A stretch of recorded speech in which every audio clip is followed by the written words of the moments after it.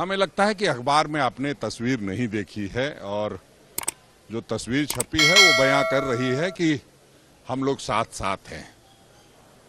तो इस तरह की बात नहीं र्यूमर हो तो अच्छा है कि हमने उनसे कोई बातचीत नहीं की है। मैं रुकना चाहूंगा आपको, ये र्यूमर नहीं है। आरजेडी के नेता है, राज्यसभा सांसद है मनोज झा जी मीडिया के सामने आकर ऑन रिकॉर्ड बोले।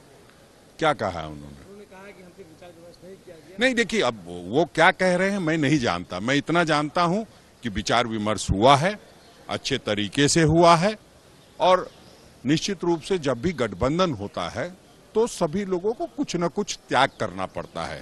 त्याग और बलिदान के बदौलत ही कोई समझौता होता है और हमें लगता है कि सब लोग अगर इस प्रकार से सोचेंगे तो निश्चित रूप से कहीं कोई दिक्कत नहीं है। हम लोग बराबर के लायज रहे हैं, शुरू से रहे हैं। इंडिया गठबंधन के वो महत्वपूर्ण साथी हैं और हम लोग लगातार झारखंड में भी आपने देखा एक व्यक्ति उनके विधायक थे और वो बराबर मंत्री बन करके रहे और उनको पूरा झारखंड सरकार में सम्मान मिला। ऐसा नहीं है कि कहीं भी कोई मंच होता था तो एक मंत्री राजद का, एक मंत्री कांग्रेस का और मुख्यमंत्री जेएमएम के होते थे। तो हमें नहीं लगता कि कहीं कोई इग्नोरेंस की बात है। हाँ, ये होता है कई बार, जब भी कोई समझौते होते हैं तो थोड़ा ज्यादा चाहिए, थोड़ा कम चाहिए, उसमें कई बार इस तरह की बातें आएंगी। हमें नहीं लगता है कि मीडिया में जाने वाली कोई बात है। बीजेपी की पहली लिस्ट आई है, 66 लोग इसमें शामिल हैं, उसको क्या कहेंगे? नहीं, देखिए, कुछ नहीं कहना है। भारतीय जनता पार्टी को अगर झामुमो जैसी पार्टी और हम लोगों जैसी पार्टी नहीं रहती तो उम्मीदवार का अकाल पड़ा हुआ था। आपने लिस्ट जो देखा है, जो लोग वंशवाद की बात करते थे उन्होंने बाप बेटे को टिकट दिया कि नहीं, और झामुमो से लेके दिया। हमारी बहू को टिकट दिया कि नहीं दिया, कांग्रेस से ले जाकर के एक सदस्य को दिया तो टिकट। तो इसका मतलब है कि पूरी तरह से वो अभाव में थे और निश्चित रूप से हम लोग सबकी मदद करने वाले लोग हैं।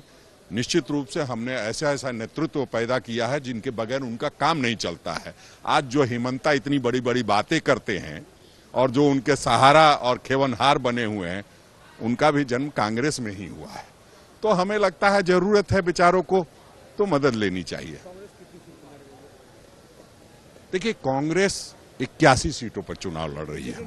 नहीं, बिल्कुल। देखिए, जब इंडिया गठबंधन चुनाव लड़ रही है और कांग्रेस इंडिया गठबंधन का निर्माता में रही है और जो संस्थापक सदस्यों में से है, तो निश्चित रूप से जब भी कांग्रेस बात करेगी तो 81 सीटों की बात करेगी और 81 सीटों पे हम चुनाव लड़ेंगे।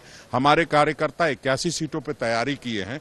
तो निश्चित रूप से जो भी हमारा इंडिया गठबंधन का उम्मीदवार होगा, हम लोग सब लोग साथ मिलकर लड़ेंगे।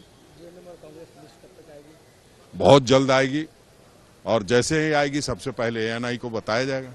अगर आप ये वीडियो YouTube पर देख रहे हैं तो हमारे चैनल को सब्सक्राइब कर बेल आइकन दबाएं और Facebook पर देख रहे हैं तो हमारे पेज को लाइक करें।